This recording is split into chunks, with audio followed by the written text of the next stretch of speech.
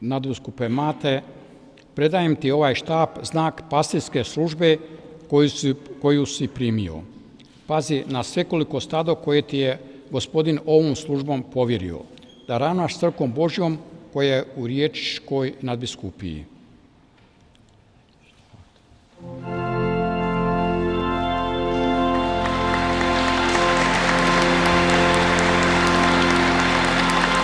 Ovim je činom simbolično na početku liturgijskog slavlja sinoć u prepunoj katedrali Svetog Vida novi riječki nadbiskup Mate Uzinić preuzeo službu riječkog nadbiskupa i metropolita od riječkog nadbiskupa u miru Ivana Devčića. Primajući simbolično štap koji mi je predao nadbiskup Ivan,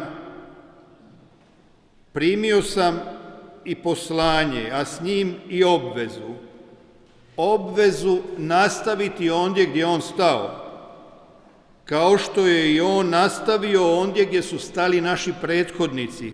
Crkva nije s nama počela, neće se s nama ni završiti, nastavio je monsignor Uzinić. Svjestan sam da je i meni ova služba povjerena privremeno i da će i poslije mene doći drugi koji će nastaviti ondje gdje sam ja stao. Važno je ovoga biti svjestan, jer se lako možemo, ako to zaboravimo, i sami pretvoriti u nepoštene upravitelje. Nismo postali biskupi radi sebe, već za crkvu, za ljude, na što me trajno podsjeća i moje geslo od ljudi za ljude, kazao je riječki nadbiskup monsignor Mate Uzinić, svjestan mnogih izazova i odgovornosti koje ova služba sa sobom nosi.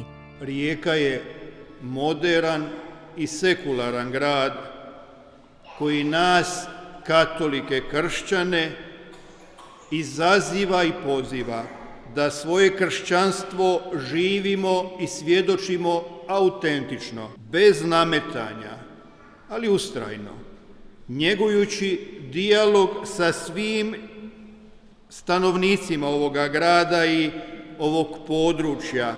Mario Tomljanović je u ime svećenika zahvalio nadbiskupu u miru monsignoru Ivanu Devčiću te mu zaželio mirne i zdrave umirovljeničke dane.